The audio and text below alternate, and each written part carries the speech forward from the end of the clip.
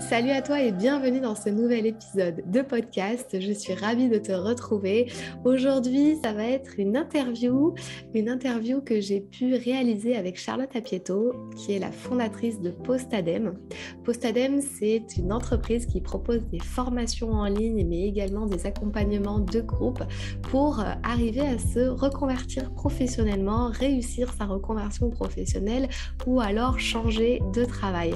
Donc elle aide vraiment les futurs démissionnaires à soit se reconvertir professionnellement et à trouver leur voie, à trouver ce qui leur correspond, ou à changer de travail si celui-ci ne correspond plus à leurs attentes. Avec Charlotte, on a eu une interview super enrichissante. Elle nous a partagé en toute authenticité son parcours. Elle nous a partagé également les erreurs qu'elle aurait pu faire au début.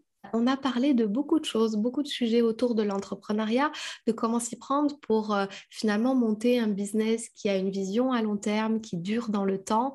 On a parlé de personal branding et de nom de marque, comment choisir entre les deux. On a aussi parlé de comment choisir si on veut plutôt faire du coaching ou de la formation ou des accompagnements de groupe. On a un petit peu levé tous les tabous autour de ces sujets-là.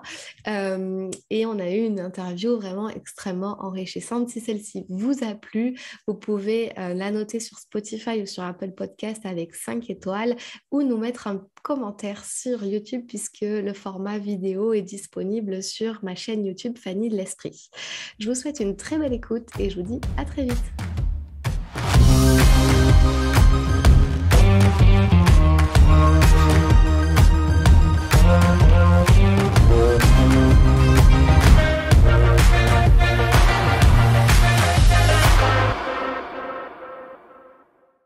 Hello Charlotte. Salut Fanny. Écoute Charlotte, merci beaucoup d'avoir accepté mon invitation aujourd'hui pour passer sur le podcast Révèle ton potentiel. Je suis vraiment ravie de t'avoir. C'est un honneur pour moi de t'avoir parce qu'en fait, tu m'as quand même beaucoup inspiré à mes débuts, etc.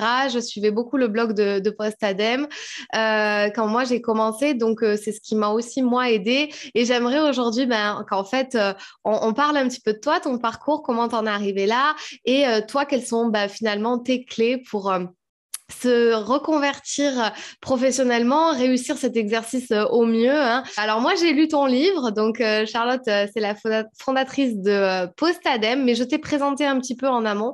Donc le mieux, là, c'est que en fait, je te laisse te présenter qui tu es, que fais-tu dans la vie, et en fait, je demande à mes invités de se pitcher en 30 secondes.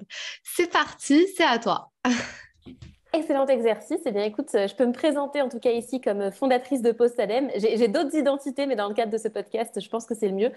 Et donc, j'ai créé une société depuis 4 ans maintenant qui accompagne les personnes en reconversion à trouver ce qui les fait vibrer, à concrétiser leurs projets, que ce soit un nouvel emploi ou de l'entrepreneuriat. Et dans ce cadre-là, eh bien, on a créé des programmes de formation, j'ai écrit un livre, on a un podcast, tout un univers qui est dédié aux futurs démissionnaires. Bien, un timing tenu. On y est? Bravo à toi. Cool. Alors, tu sais, au début, je pose 3 questions pour apprendre à se connaître un peu plus. Donc, la toute première question que j'aimerais te poser à toi, c'est en fait, si demain, je te donne 5 millions, 10 millions d'euros et je te les donne sur ton compte en banque personnel, à toi, qu'est-ce que tu ferais avec?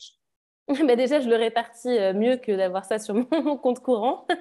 Première étape, j'optimise ça.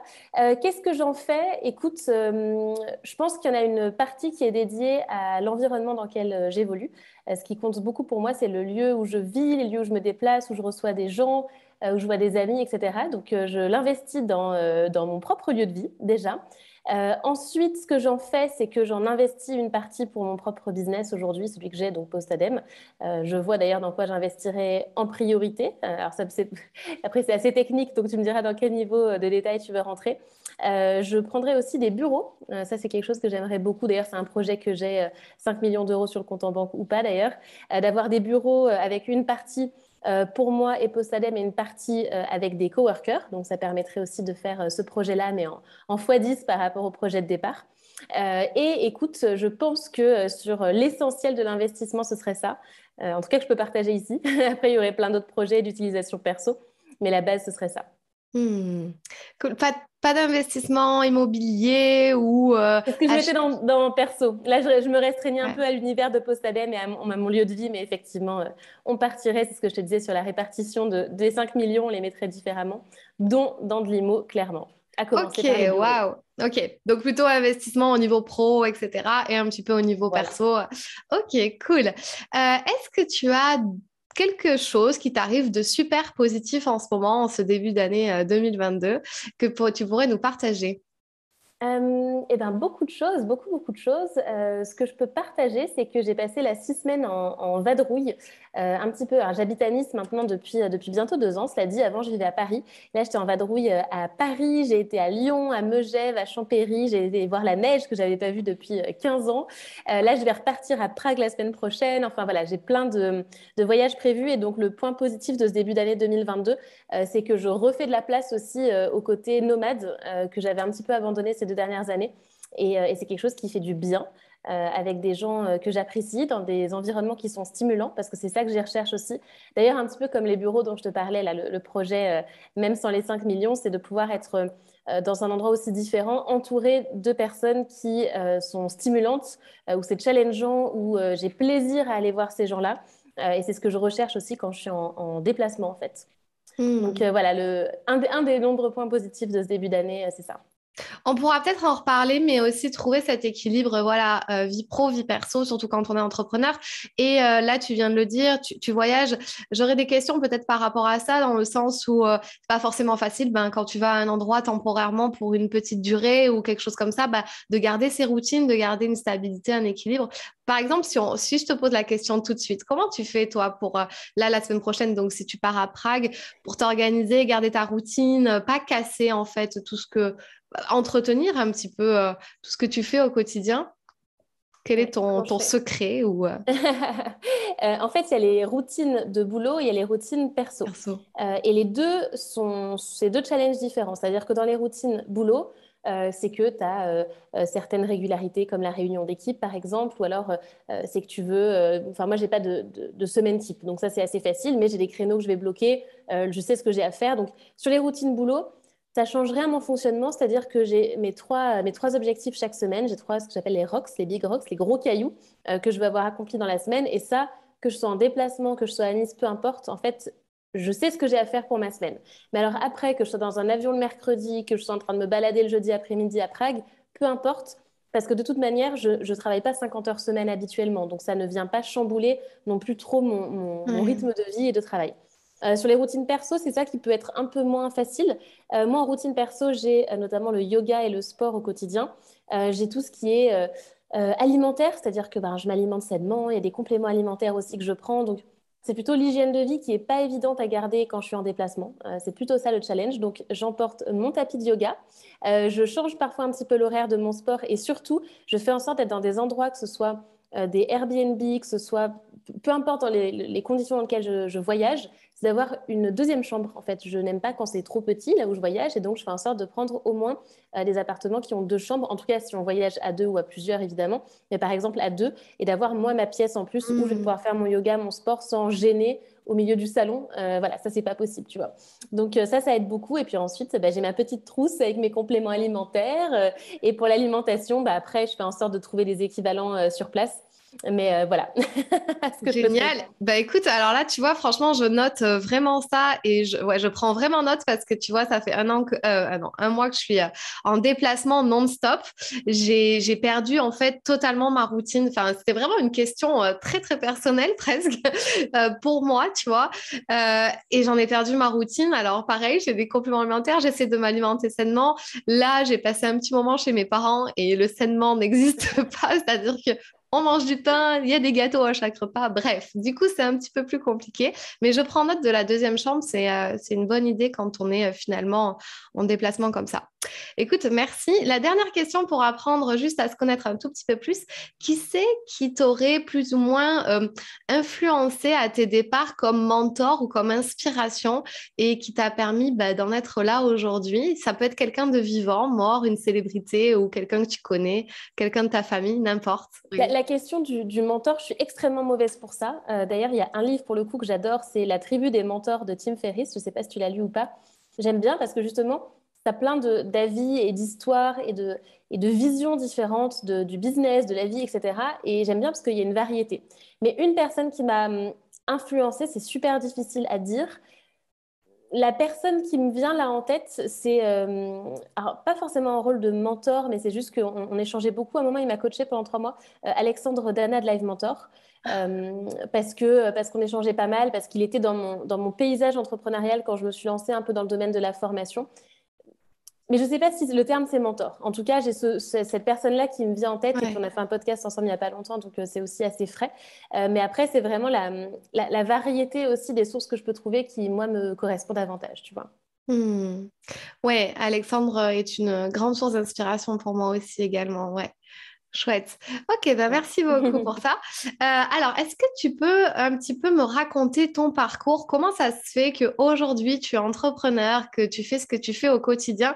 Qu'est-ce que tu faisais avant? Et en fait, un petit peu, quel a été le déclic qui a fait que tu en es arrivé là aujourd'hui? Alors, c'est vrai que c'est une question que tu as l'habitude à... Enfin, tu y réponds souvent. Moi, je la connais plus ou moins déjà, la réponse, puisque je connais ton parcours, hein. J'ai aussi lu une grosse partie de ton livre post-ADEME. Mais du coup, est-ce que tu peux, voilà, pour nos auditeurs, re-raconter un petit peu ce parcours qui t'a permis d'en arriver là aujourd'hui? Oui, alors je vais te dire un peu dans les grandes lignes et puis après, s'il y a des points que tu veux qu'on creuse, tu me diras. Mais dans les grandes lignes, dans l'ordre chronologique, moi j'ai fait des études vraiment en mode bonne élève, toujours première de la classe. Enfin, tu vois, très très carré là-dessus, très scolaire. J'ai fait mes études j'ai fait une prépa. Après, j'ai fait Sciences Po à Paris et j'ai commencé d'abord dans le métier des ressources humaines parce qu'à Sciences Po, il y a les masters affaires publiques, etc., qui sont assez connus, mais tu as aussi des masters business.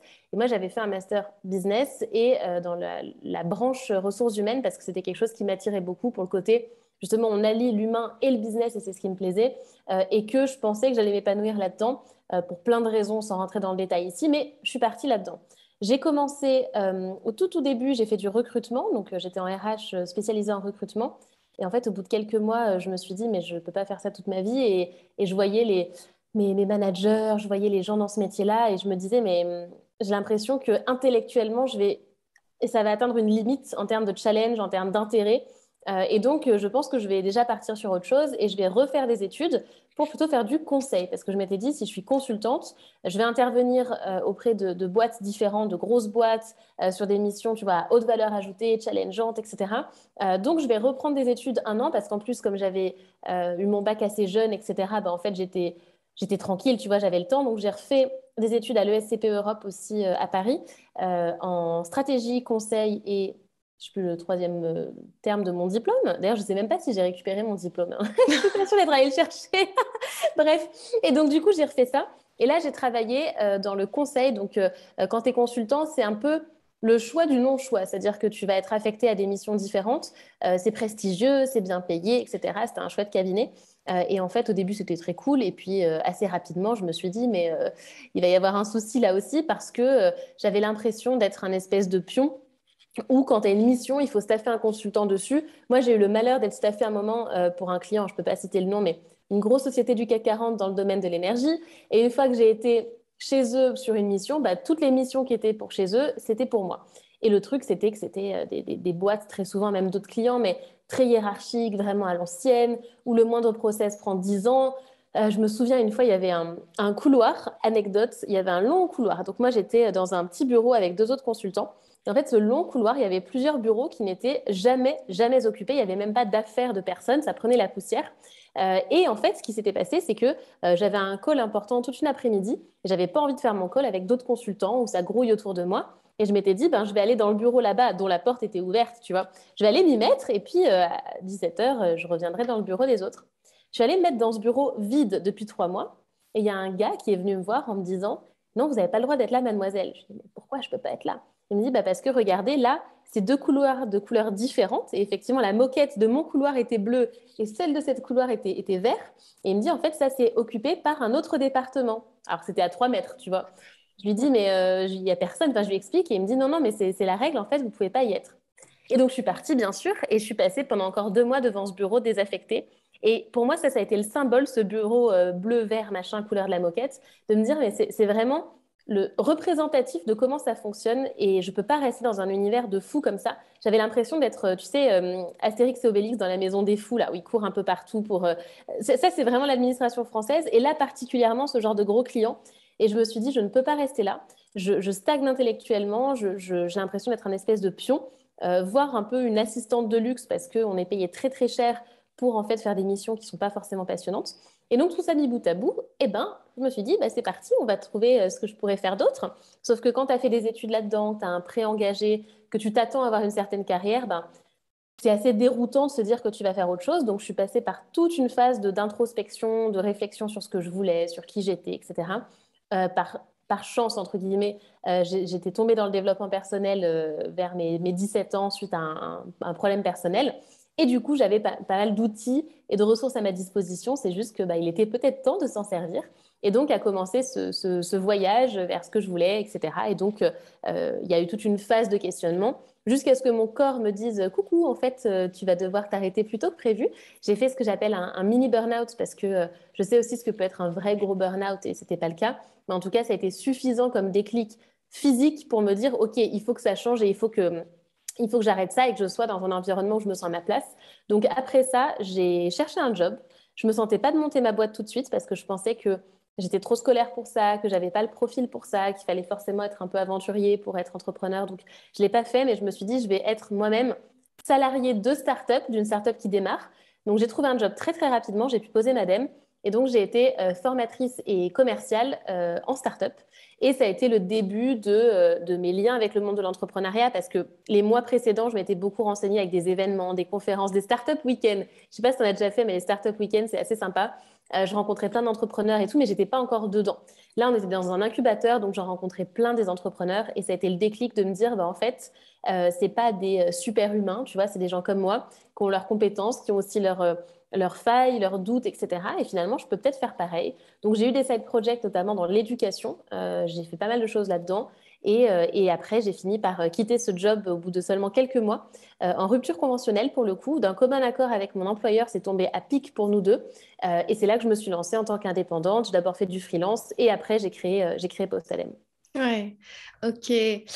Juste, j'ai une question par rapport à ce que tu as dit juste avant. Comment on se rend compte finalement de,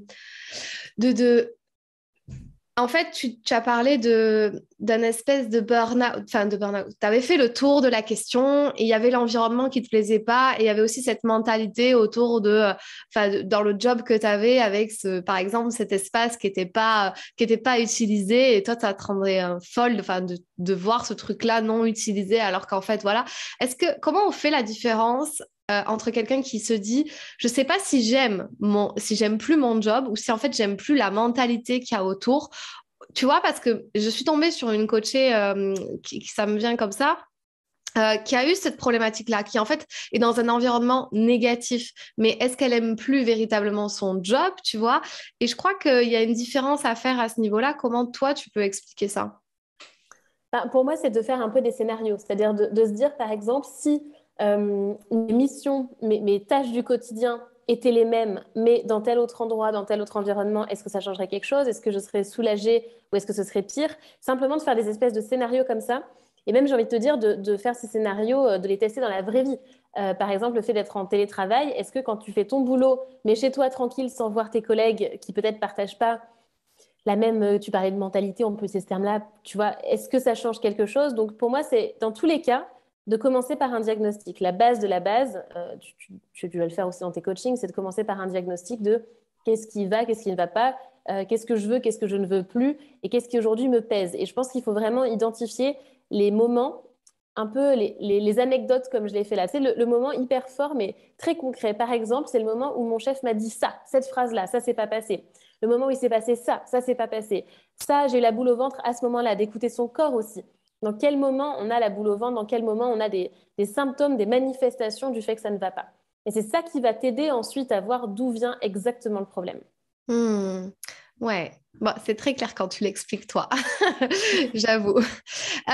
Ok. Et alors, du coup, pour la suite, donc, qu'est-ce qui a fait que finalement, je ne sais pas si Postadem, c'est considéré, enfin, tu le considères comme une start-up, mais c'est plutôt un organisme plutôt, voilà, de formation, de coaching, etc., d'accompagnement.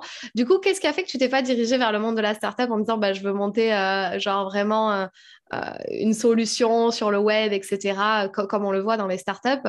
Qu'est-ce qui a fait que tu as pris ce chemin-là, en fait, Alors, de... je sais plus en fait à l'époque où j'étais beaucoup dans l'univers startup pour le coup. Je sais pas quelle est la définition exacte, tu vois, littérale de la startup pour savoir si on peut considérer ça comme ça ou pas. Moi, j'ai un peu cette image de la startup qui va lever des fonds et qui va chercher à Voilà. scaler dès le départ. Moi, c'est aussi l'objectif. Alors, la Ouais. levée de fonds, enfin, je vais pas rentrer dans le détail ici, mais c'est pas exactement ce modèle-là. Après, je suis pas organisme de formation non plus. On fait plus de coaching à proprement parler, donc tu vois, c'est un peu hybride, c'est-à-dire que D'accord. la vocation de Postalem, c'est pas d'être un organisme de formation qui va, par exemple, dispenser ou même du bilan de compétences et s'arrêter là. Il y a une ambition de croissance qui est forte. Donc, si on part de ce principe-là, il faudrait regarder ouais, la définition exacte de la startup. Mais en tout cas, moi, sur la vision que j'avais dès le départ de Postalem et que j'en ai maintenant, euh, c'est ce côté déjà univers que je voulais construire. Tu vois, il y a le why, c'est-à-dire le message, le sens que je donne en tout cas à ce projet-là et l'ambition qu'il y a derrière, c'est l'impact que ça peut avoir, c'est-à-dire le fait de trouver les contenus, de trouver l'inspiration, de trouver la motivation, de trouver les conseils, l'aspect pratique de comment tu te lances. Ça y a été dès le départ. Après, sur l'ampleur que je veux donner à la boîte, effectivement, ça évolue au cours du temps. Donc, il faudrait que tu me dises exactement voilà, sur quel point tu voulais qu'on en discute. Oui, c'était plutôt pourquoi ne pas avoir monté finalement une start-up voilà, comme dans laquelle tu as pu travailler ou tu as baigné dans cet univers-là. Qu'est-ce qui a fait que finalement tu as pris ce chemin-là? Pour moi, l'univers dans lequel j'étais, des startups, tu vois, il y en a notamment que j'ai en tête, c'est le même modèle que le mien, c'est-à-dire qu'à part que moi, je suis en autofinancement, tu vois, mais sinon, sur le principe, c'est la même chose. Euh, D'accord. Moi, ce que j'ai recherché, c'est la simplicité et la preuve dès le départ que c'était rentable comme business. Et c'est vrai que dans les startups que j'ai pu côtoyer, peu importe que ce soit rentable là tout de suite, c'est surtout de lever des fonds. Mais on ne va pas chercher une rentabilité immédiate, voire tu as des startups qui ont plusieurs années, qui ne sont plus vraiment derrière des startups, mais qui sont toujours pas rentables. Mais c'est pas grave parce que c'est le business model, tu vois. Mais moi, je cherchais dès le départ à être rentable. Je cherchais dès le départ à ce que ce soit simple. J'avais Hmm. aussi cette vision au tout début, tu vois, maintenant qu'on en parle. euh, le côté solopreneur, je ne sais plus qu'on appelle ça, mais tu vois, vraiment, j'entreprends en solo Ouais. parce que j'associais la simplicité et la liberté au fait d'être seule. Je me suis vite aperçue que c'était l'inverse absolu. Alors, absolu, Ouais. oui et non, dans une certaine mesure, mais en tout cas, je me suis rendu compte que c'était l'inverse dans la façon dont je le voyais moi. Et donc, c'est aussi pour ça que je suis partie sur ce type de modèle. Hmm. Oui, et il y a aussi le fait que finalement tu t'es posé, je crois dans ton histoire, c'est que tu t'es posé à un moment donné la question, en fait, il n'y a pas tellement de solutions à cette histoire de reconversion professionnelle. Il y a, à part les bilans de compétences ou même, je crois que l'ikigai, à ce moment-là, personne trop en parlait véritablement. Et toi, tu t'es dit, mais en fait, moi, j'ai pas eu cette solution-là, ben, en fait, je vais la créer. Ouais, c'est ça en fait, c'est que je me suis dit, ben, qu'est-ce que moi j'aurais aimé avoir à ce moment-là? Et je trouvais qu'il manquait, moi, c'est surtout le point de départ du contenu. Parce que quand je cherchais, tu vois, j'étais dans mon bureau, là, je me souviens très bien, une mission, toujours chez ce gros client dans l'énergie. C'était une mission où j'étais plutôt en bore-out pour le coup, c'est-à-dire en ennui. Donc j'ai passé 2 mois, 3 mois. Ça m'a semblé extrêmement long. Mais en fait, il n'y avait pas grand-chose à faire. Je faisais du présentéisme et du coup, je gérais sur Internet pour me former à des trucs, regarder un peu, trouver des idées. Enfin, c'était très flou. Et je trouvais que très souvent, tu avais plein d'articles un peu sensationnels, tu vois, sur des reconversions radicales. Et en fait, toi, quand tu es là et juste que tu n'aimes plus ton job, ça va pas t'amener très très loin. Tu vois, du type un consultant qui a ouvert, je sais pas moi, une pâtisserie végane en Inde ou qui va élever des chèvres. C'est cliché, tu vois, mais c'est un peu ça. Et du coup, toi, quand tu cherches un truc un peu intermédiaire, tu te dis, mais qu'est-ce que je fais de ces informations? Donc, ça manquait cruellement de contenu sur le sujet. Alors, depuis, parce que l'idée de Postalem, elle a bientôt 5 ans, ben, ça a beaucoup bougé. Il y a énormément de contenu dessus. Mais au moment où j'ai lancé le site, c'était extrêmement rare. Donc, c'était ça l'objectif. La communauté aussi, parce qu'il n'y avait pas de communauté vraiment gratuite sur ce sujet-là. Donc, c'est pour ça. Alors, à l'époque, il y avait beaucoup d'événements présentiels. Aujourd'hui, bah, là, il n'y en a plus. Mais en tout cas, il y en avait beaucoup à l'époque. Et après, sur l'accompagnement, c'est que j'ai voulu faire quelque chose aussi de plus fun, de plus innovant. Alors là aussi, il y a beaucoup de choses qui se sont montées. Tu vois, je n'ai pas le monopole de l'accompagnement un peu moderne, etc. Mais en tout cas, à ce moment-là, c'était ça la vision. D'accord, ok. Ok, donc oui, finalement, suite plus ou moins logique par rapport à ton parcours et tes envies que tu avais finalement à ce moment-là. Ouais, donc finalement, ce côté seul et simple, tu te rends compte qu'aujourd'hui, bah, finalement, c'est presque l'inverse. Enfin, pas tellement. C'est sûr qu'on peut commencer comme ça. Après, la question que je me pose par rapport à toi et ton parcours, c'est est-ce que tu as su que tu allais aller directement vers du coaching? Est-ce que tu voulais aller vers du coaching individuel, aider les gens en individuel dès le début? Je crois que tu as fait ça pendant un moment. Qu'est-ce qui a fait que tu as bifurqué, tu vois, en formation? Parce que concrètement, c'est un petit peu les questions que je me pose moi aujourd'hui, après 1 an et demi où j'ai fait pas mal de coaching individuel, tu vois, j'aimerais voir comment je peux amener le coaching plus de groupe ou les formations en ligne. J'en ai certaines aussi, mais euh, tu vois, c'est à un moment donné, est-ce que tu avais fait ton temps dans le coaching? Comment tu as fait pour bifurquer? Est-ce que c'était pas du tout tes envies de départ de faire que du coaching individuel, mais faire de la formation? Enfin, quelles étaient en fait tes envies et qu'est-ce qui a fait que tu as fait ces choix-là au début et pas d'autres, du coup? Ouais, j'avais en tête le coaching, enfin, j'avais en tête le coaching, la formation, j'avais vraiment la plupart des choses en tête quand je me suis lancée. J'ai commencé en coaching individuel parce que c'était le plus accessible, que c'était ce que j'avais envie de faire, vraiment, j'avais très très envie de faire D'accord. ça. J'ai fait les coachings moi-même pendant, je pense à peu près comme toi, 1 an et demi. Ouais, c'est ça, 1 an, non, plus que ça, je dis des bêtises. Si, bon, bref, peu importe. En gros, pendant 1 an et demi, j'ai fait les coachings moi-même. J'en ai énormément fait parce que j'ai développé ma clientèle très, très vite, même avant le lancement officiel de Postadem. Et pour te répondre, il y avait un sujet sur la simplicité aussi, mais peut-être que je vais y revenir après parce que c'est un point important. Qu'est-ce qui m'a amené à l'évolution du modèle? En gros, c'était coaching individuel que je faisais moi-même. Ensuite, j'ai eu une équipe de coach pour faire les coachings individuels.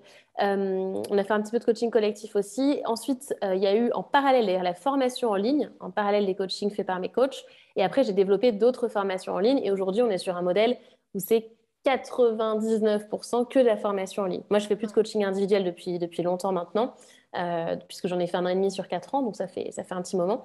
Et voilà, pourquoi j'ai évolué vers ça? Parce que d'une, le coaching me plaisait, surtout au début, mais je m'en suis assez rapidement lassée. Et surtout, je me suis rendu compte que moi, mon flow, c'était de développer mon entreprise et pas de coacher.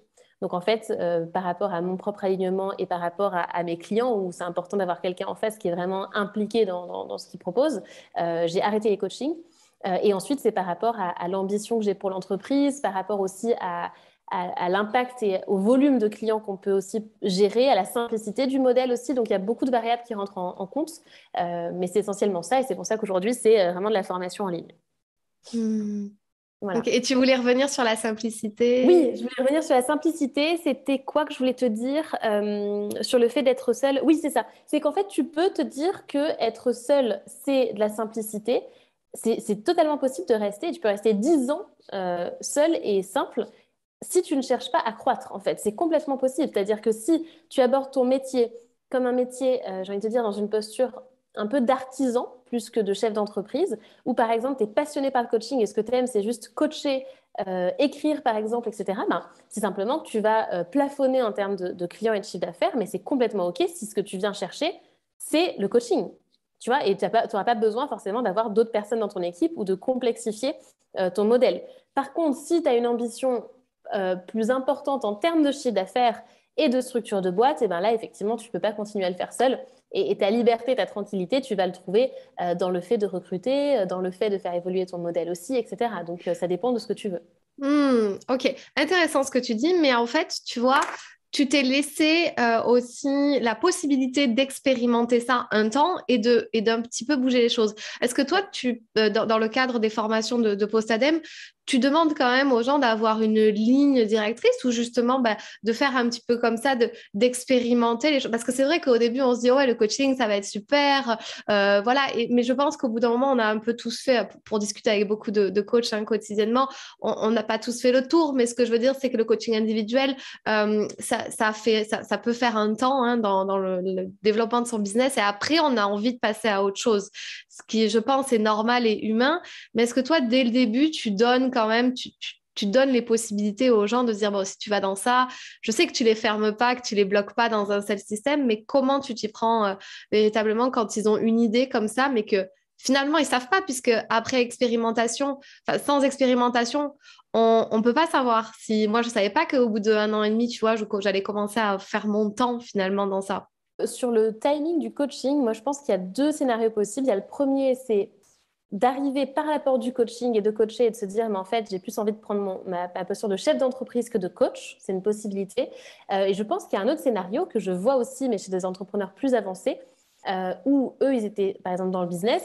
Ouais. Et au bout d'un certain stade où ils ont une ou plusieurs sociétés qui fonctionnent très bien, là, ils ont envie d'accompagner, soit dans une posture de consultant, ça je le vois beaucoup, soit dans une posture de coach, des business. Alors, ça va être aussi de l'equity, il y a plein de possibilités, ou ça peut être du coaching pur et dur, mais ça va être des personnes qui ont d'abord eu le business. Donc, en fait, c'est deux scénarios différents. Et du coup, c'est aussi des coachs avec des pratiques et des objectifs très différents. Mais en tout cas, c'est les deux scénarios possibles. Dans le cas où on est sur un profil de coach qui a commencé par le coaching et qui ensuite veut faire grandir son entreprise, moi, je peux tout à fait le comprendre. Et quand on se lance au tout démarrage, je vois aussi la différence chez les personnes qui le font par envie de coacher ou par envie d'avoir un business qui les rend libres, qui aiment l'humain et qui, du coup, vont faire du coaching en logique et aussi parce que c'est un métier qu'on voit beaucoup passer, qui se développe beaucoup, etc. Donc, par rapport aux personnes qu'on accompagne et sur ce qu'on leur dit là-dessus, c'est d'expérimenter et de pivoter, en fait. C'est complètement OK de pivoter. C'est-à-dire qu'au tout début, moi, j'ai fait mes premiers coachings un peu en mode test avec ce que j'appelle des cobayes avant de vraiment lancer ma boîte. Quand on est lancé, tu vois, moi, mon rôle chez Postalem, il a énormément évolué en 4 ans. Ce que je fais de mes semaines aujourd'hui, ça n'a rien à voir avec ce que je faisais de mes semaines il y a 4 ans. Donc, c'est complètement normal. Par contre, ce qui compte, je trouve, si on veut avoir un business, en tout cas, qui soit solide et où les clients et l'audience suivent et que ça ne part pas dans tous les sens, c'est que la vitrine, la marque, le message de la marque reste stable. Après, est-ce que le dirigeant fait dans les coulisses, qui fait quoi, ce que lui il fait, ça peut évoluer, ça peut pivoter. Par contre, le pivot un peu systématique, permanent de la marque, du message, etc., en fonction des questionnements intérieurs du moment de celui qui a fondé ça, c'est possible, c'est un modèle, mais on peut pas aller très loin comme ça, tu vois. Donc voilà en tout Hmm. cas ma perception. Ah ouais, super intéressant. Ouais, là, tu viens exactement de répondre. Oui, alors j'étais pas du tout dans l'optique d'aborder le sujet du dirigeant qui a monté des business, des entreprises et qui après Ouais. a la posture de coach et notamment coach business pour justement dire comment lui il a fait pour en arriver là, développer des business qui génèrent voilà un bon chiffre d'affaires et après inculquer ça aux autres. Ce que je comprends tout à fait, il y en a plein qui font ça et qui font donc le chemin inverse, et ce qui est top aussi, puisqu'on en a vraiment besoin de ces gens-là. C'était vraiment dans cette première optique, et tu vois, j'ai eu une discussion avec une coach l'autre jour qui vend du coaching de vie, pas forcément à des tarifs high ticket, tu vois, pas très cher, mais à des tarifs normaux, on va dire. Et puis finalement, elle a son agenda qui est plein, et là, elle se rend compte qu'elle n'a pas le temps de développer la partie business ou la partie formation ou scaler le business tout simplement puisque elle a tout ce temps-là qui est pris pour les coachings. Et elle se dit, bah, il va falloir que je refasse un peu une mise au point, comme une refonte un peu de tout. Justement, quand on est à ce stade-là, qu'est-ce que toi, enfin, quels seraient tes conseils ou tes idées pour en fait pas non plus perdre ta clientèle que tu as là qui te permet de vivre, mais du coup, de dégager du temps pour pouvoir penser autrement les choses. En fait, c'est déjà si elle se rend compte de ça, c'est qu'elle a envie elle d'évoluer vers autre chose. Elle pourrait très bien vouloir rester sur le coaching et c'est vraiment chacun son choix.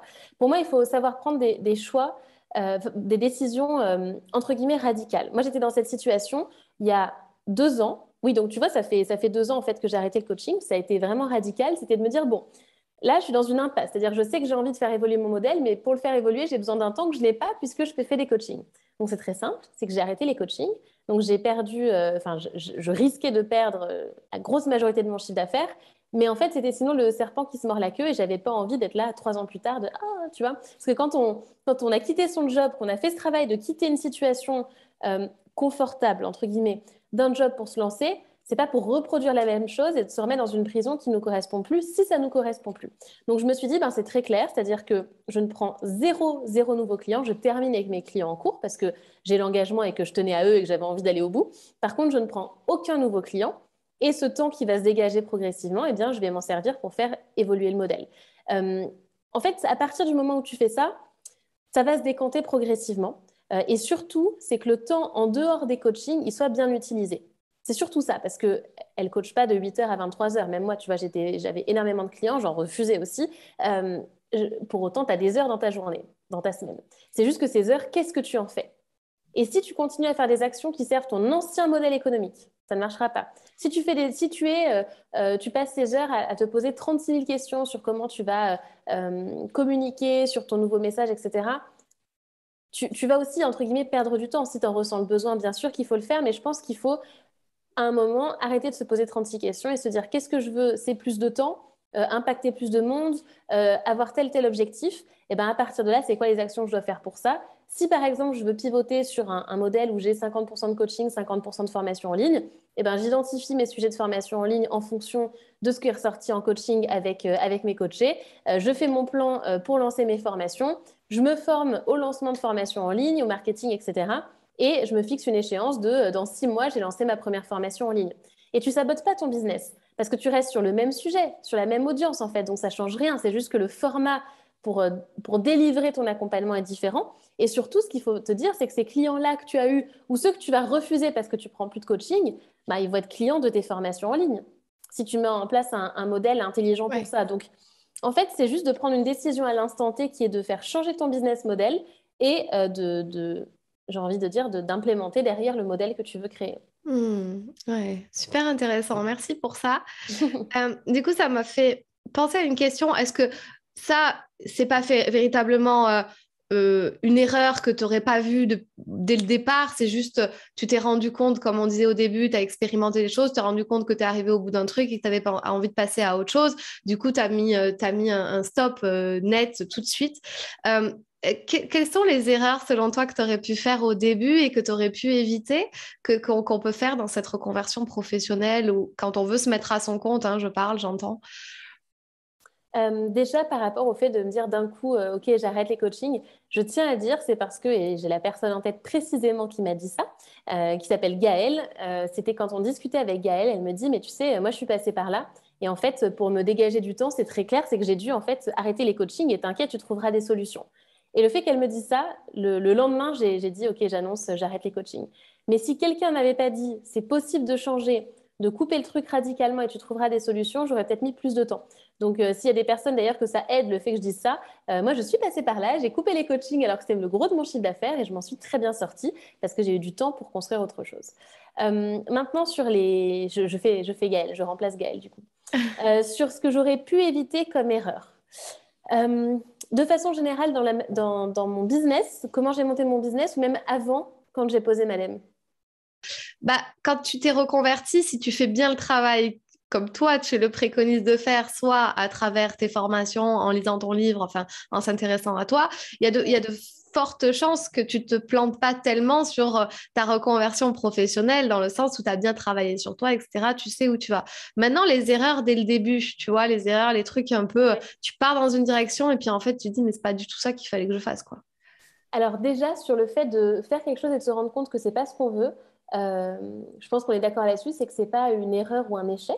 Ouais. C'est-à-dire qu'il faut pivoter. Moi, je parlais de rester vraiment cohérent quand on a une marque, quand on a une boîte et qu'on veut faire évoluer notre offre ou ce genre de choses, hein. Je parlais vraiment de ça. Par contre, si on est Oui. parti sur un métier, un sujet, n'importe quoi, où on se rend compte, une fois qu'on expérimente et qu'on est dans le métier, que vraiment, c'est pas du tout ce qu'on veut et qu'on veut se reconvertir, il faut y aller, hein, surtout, hein. Moi, je parlais vraiment de dans le cas où tu veux continuer sur un peu la même audience, la même thématique, etc. C'est deux choses différentes. En tout cas, moi, dans mon cas, sur mon business précisément, La première erreur qui me vient en tête, c'est que j'ai pas mis assez le paquet sur l'acquisition. Tu vois, par exemple, quand j'ai lancé le site, exemple, la première semaine, donc ça date, mais j'avais lancé le site, j'avais eu 11 000 visiteurs la première semaine parce que j'avais un réseau assez étendu, parce que voilà, j'avais bien géré ma com, mon lancement, puis je pense que le nom de Postalem aide aussi pas mal. Et en fait, j'avais pas un site qui convertissait suffisamment bien, ce qui fait que j'ai perdu quasiment l'intégralité de ce trafic parce qu'ils m'ont pas laissé leur adresse email, parce que c'était pas bien Hmm. conçu. Il y avait des bases, mais si tu veux, avec le recul, je me dis, purée, c'est pas suffisant. Et même sur d'autres choses, j'aurais dû faire la publicité plus tôt. Enfin, c'est vraiment l'acquisition où je trouve D'accord. qu'aujourd'hui, par rapport à où en est la boîte, c'est la faiblesse. Pour moi, la faiblesse, elle est là. Et elle est liée à ce que j'ai construit depuis le départ. Donc, même si on avait, qu'il y avait quand même une stratégie, je pense qu'on était à 30% de ce qu'il aurait été possible de faire. Donc ça, c'est vraiment pour moi une erreur. Et comme c'est un truc de long terme, là, on met ça en place, etc. Mais c'est quelque chose qui prend du temps. Donc c'est un petit peu dommage. Autre erreur, je réfléchis comme ça. Oui, autre erreur, mais c'est vraiment business comme erreur aussi. Mais c'est qu'en fait, si tu n'as rien à vendre, tu ne vendras pas. Et moi, j'ai fait cette erreur-là, de reposer pendant un peu trop longtemps sur un modèle où j'avais trop peu d'offres, trop peu de formations avec des lancements occasionnels, et ce qui fait que tu as des pics de chiffre d'affaires dans l'année, et que derrière, en fait, ben, autant, pendant 1 mois, 2 mois, 3 mois, tu n'as rien à vendre. C'est même pas que les gens ne veulent pas acheter chez toi, c'est que tu n'as rien à leur vendre ou tu ne leur proposes rien. Ce qui fait que tu as des pics comme ça, et en termes de gestion de trésorerie et de gestion du risque de ta boîte, ben, c'est un peu touchy. Et ça, c'est une erreur maintenant que là, justement, on est en train de faire évoluer et on en voit les résultats.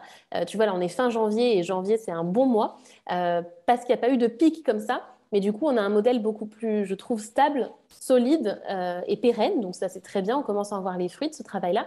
Mais en tout cas, c'est d'avoir des choses à vendre et surtout d'avoir des choses à vendre plusieurs fois à nos clients. Parce que c'est qui nos meilleurs clients? C'est ceux qui sont déjà là, qui sont déjà satisfaits, où il y a un lien de confiance et qui sont prêts à acheter ce qu'on va faire.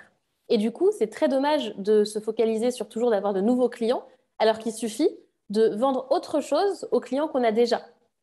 Et donc, c'est ça, je pense, l'erreur que j'ai fait dès le départ en me disant, ah, ben, c'est un client, il a déjà payé, donc tout le reste, limite, je lui donne. Maintenant, il faut que j'en trouve d'autres. Ben, en fait, non. C'est ceux qui sont fidèles et qui sont là, où tu as une relation de long terme et où là, tu vois, on augmente le nombre de formations qu'on a et il y a des personnes qui les ont quasiment toutes et que du coup, on accompagne sur du plus long terme. Donc, moi, je trouve que ça a plus de sens déjà pour nous au niveau de l'équipe et au niveau du business, c'est beaucoup mieux. Donc, en fait, vendre plusieurs fois aux mêmes personnes. Waouh, ok. Là, j'ai 1 milliard de questions, mais t'inquiète pas, je vais pas toutes te les Vas-y. poser.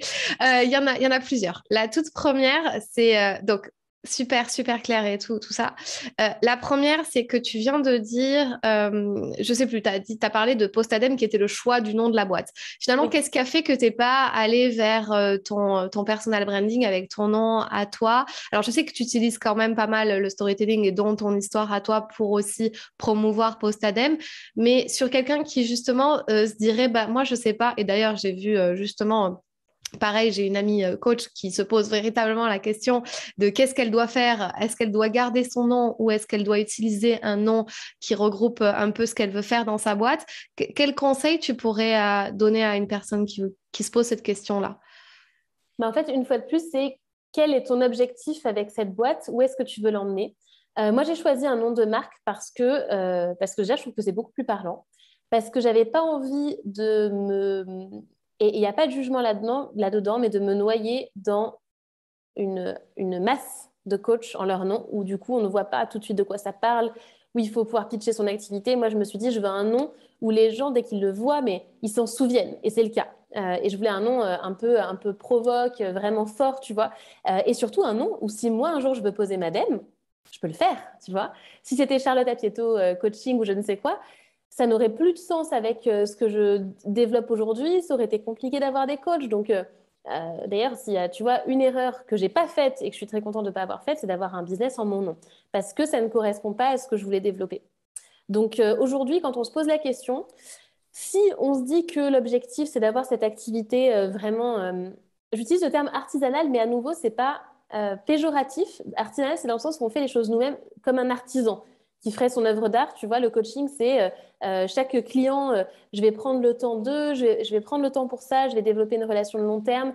Ce côté vraiment un peu sculpteur, artisan, Ça, c'est OK si tu es en ton nom parce que tu n'as pas forcément envie de développer davantage et que ça dépasse toi. Mhm. Par contre, si tu sens que ce qui te stimule dans tout ça, c'est le côté business, c'est l'ampleur du projet, c'est le développement du projet, alors attention parce qu'à un moment, ça peut arriver avec ses limites. Et la limite, elle peut être assez haute, tu vois. Mais moi, je fais partie d'un mastermind que tu connais du coup.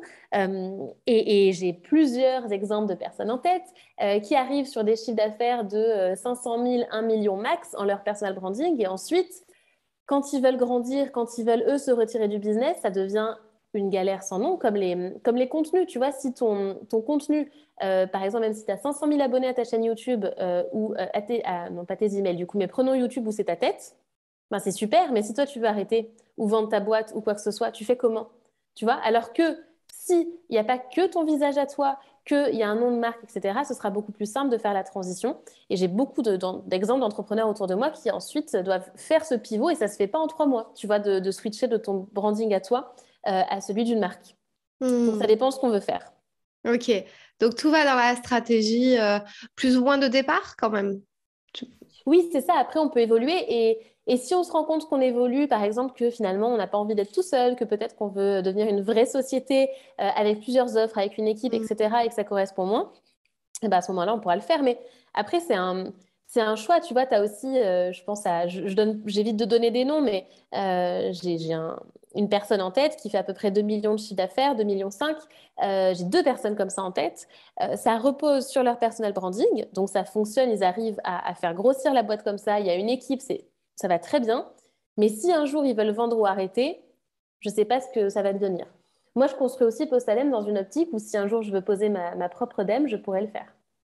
Hmm. Ouais. Voilà. Ouais, oui, oui, parce que ouais, tu n'es pas forcément, ouais, t'es pas forcément derrière. Alors bon, maintenant, on connaît, quand on s'intéresse un petit peu plus, on tombe forcément sur toi, sur ton histoire, etc. Mais ouais, c'est sûr que si demain tu disparais, les formations peuvent toujours être Oui, là, etc.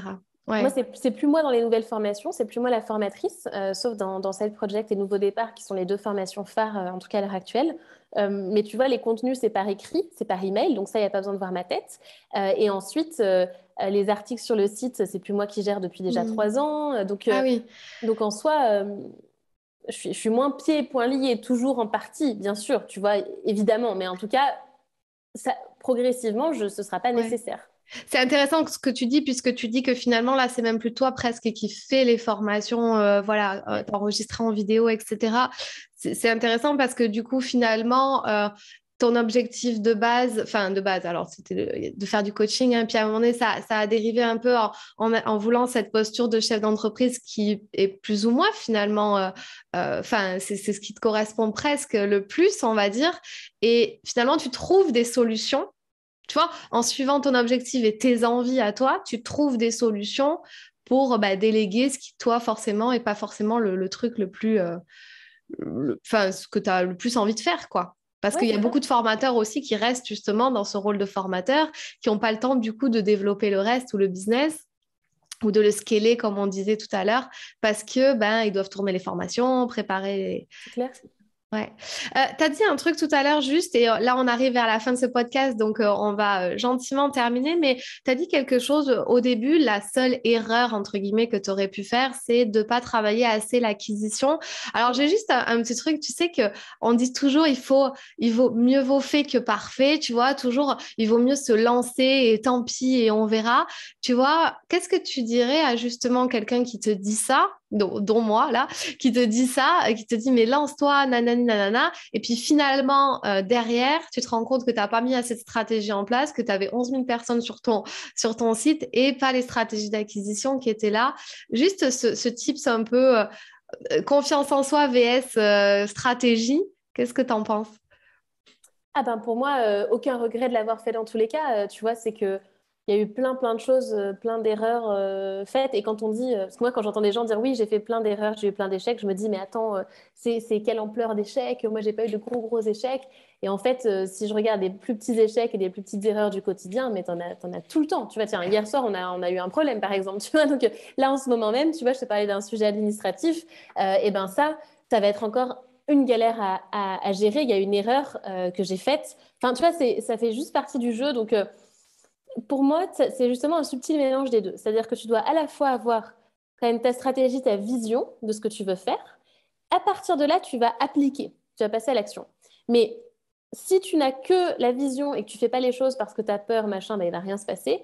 Si par contre, tu es que dans l'action sans réfléchir à ta stratégie, tu fais des actions dans n'importe quelle direction, ça n'a pas de sens. Tu vois, objectif flou, résultat flou. Donc, ça ne marchera pas. Ce qui fait que tu as besoin d'avoir un subtil équilibre. Et c'est pour ça que je te disais tout à l'heure, un coach qui voudrait faire évoluer son modèle, s'il coach et que le reste des heures, il se prend la tête et il réfléchit dans 36 000 directions, il regarde ce que font tous les concurrents, comment ils ont évolué, il va pas avancer. C'est-à-dire que oui, avoir des moments de réflexion avec toi-même, moi je le fais, de te prendre par exemple une matinée ou une soirée dans ta semaine, vraiment de réflexion, de prise de recul, ou une fois par mois, une fois par an, etc.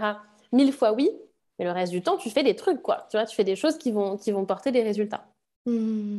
Waouh, ok. Merci beaucoup, Charlotte, pour tout Avec ça.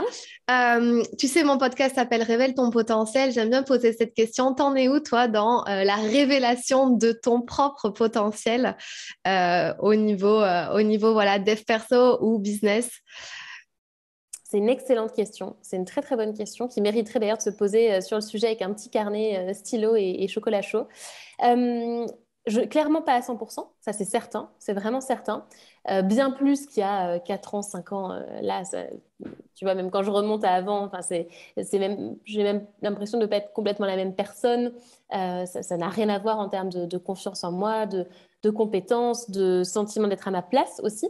Parce que pour moi, le fait d'exprimer son potentiel, c'est que la conséquence d'exprimer son potentiel, c'est que tu te sens à ta place. Tu vois ce Ouais. que je veux dire? C'est que Ouais. si tu gardes tout ça pour toi et c'est pas exprimé, tu vas sentir que les gens que tu côtoies, que l'environnement dans lequel tu es, ton quotidien, ça ne matche pas. Alors que si tu l'exprimes pleinement, ça va découler de résultats tangibles, en fait. Et ça, vu mon environnement dans lequel je suis, les gens que je côtoie, le fait que je me sente pleinement à ma place, je me dis que mon potentiel est plutôt bien exploité. Mais je sens vraiment qu'on n'est pas du tout à 100%, que ce soit d'ailleurs au niveau de mon business, parce que je pense qu'il y a encore des zones d'ombre sur ce que je veux, qu'il y a des choses sur lesquelles je n'ai pas encore pris complètement ma posture aussi, on pourrait parler de posture de leader, de chef d'entreprise, etc. Et ensuite, mon potentiel par rapport à d'autres projets personnels que j'ai, où je sens que je suis au tout début, parce qu'il y a tout un pan de ma vie où je me suis bien développée et d'autres qui sont encore en construction. Donc, je pense qu'on est sur du 30%. Avant, on était sur du 10%. Ok. Voilà. Ouais, et pourtant, vu de l'extérieur, tu as fait quand même un très très beau chemin et tu as vraiment un beau développement, que ce soit même personnel ou au niveau business. On sent vraiment cette confiance et cette croyance en tes capacités et en toi, etc. Et c'est ce que moi j'essaie voilà, d'inculquer aux gens chaque jour, développer sa confiance. Est-ce que tu as une idée? Oui. Je vais te dire juste un truc, parce que c'est super intéressant. Je pense que si tu m'avais posé la question de mon potentiel il y a 2 ans, donc après 2 ans de post-ADEME, je pense que je t'aurais répondu peut-être 70%. Ouais. Là, je Ouais. t'en dis 30. Tu sais, c'est l'effet Dunning-Kruger. Je le vis tellement, ce truc-là, c'est incroyable. C'est que au bout de 1 an et demi, 2 ans de post-ADEME, j'avais l'impression d'avoir tout compris au business, à la vie, à tout ce que tu veux, comme le dev perso. J'ai commencé à 17 ans. Franchement, à 25, j'avais l'impression d'avoir tout compris, tu vois. Et en fait, au plus, ou des sujets de spiritualité, ou plein de sujets ou d'investissement, et en fait, au plus j'avance, au plus je me rends compte qu'en fait, je ne sais rien. Et d'ailleurs, c'est assez marrant de voir les personnes qui sont au début de cette découverte du processus d'apprentissage et qui ont l'impression aussi d'avoir tout compris. Et quand quelques années, et toi, tu es quelques années après et tu dis, ah, tu vas voir que c'est pas si simple. Et ça, je le vis encore dans plein de trucs. Là, il y a un sujet sur lequel je suis en train de me former et j'ai encore vécu ça. C'était le tout début, j'étais là, oh, j'ai tout compris, c'est bon, je peux expliquer ça aux autres et tout. Et après, blanc, je suis redescendue. Donc, on le reproduit, ce schéma-là. Tu vois, Ouais. inconsciemment, on le reproduit. Mais c'est pour ça qu'aujourd'hui, je me mets une note plus basse peut-être qu'il y a 2 ans, alors que j'ai pourtant beaucoup progressé, quoi. Ouais, c'est ça, c'est ça. Mais je pose souvent cette question en début de coaching. T'en es où dans ta confiance en toi de 0 à 10 aujourd'hui? Souvent, on me dit, bon, ça va, 7, 8, 7,5, etc. Et on arrive à la fin du coaching, donc à la dernière séance, au bout de 3 mois, je repose la même question. Et là, la personne me dit un score inférieur. Elle peut me dire, bah, en fait, 6, 7 parce qu'il y a encore plein de trucs que je dois bosser et tout. Mais c'est-à-dire que au début, on s'en rend pas compte et après, on met, il y a des choses qui sont mises en lumière, on prend conscience, etc., etc.